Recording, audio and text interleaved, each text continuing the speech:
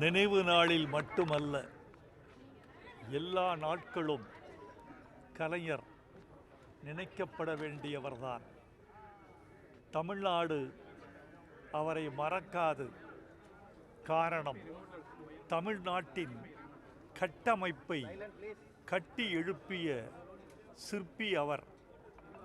இன்றைக்கு தமிழ்நாட்டு முதலமைச்சர் மு.க. ஸ்டாலின் அவர்கள் தமிழ்நாட்டின் வளர்ச்சியை இரட்டை இலக்க வளர்ச்சியாக மாற்றியிருக்கிறார். இந்த மாற்றம் தமிழ்நாட்டுக்கு கிடைத்த இந்திய வெற்றி என்று சொல்ல வேண்டும். இந்த வெற்றிக்கு வேராகவும் விழுதாகவும் இருப்பவர் முத்தமிழறிஞர் கலைஞர். எங்களை பொறுத்த அளவில் மொழிக்கு அவர் ஆற்றிய தொண்டு மறக்க இயலாதது. தமிழுக்கு செம்மொழி என்ற பெருமையை அவர்தான் பெற்றுத் தந்தார். ஆச்சி கொழுக்கட்டை மாவு வந்தாச்சு. ஆச்சி கொழுக்கட்டை மாவிற்கு கொழுக்கட்டை அச்சை கேட்டு வாங்குங்கள்.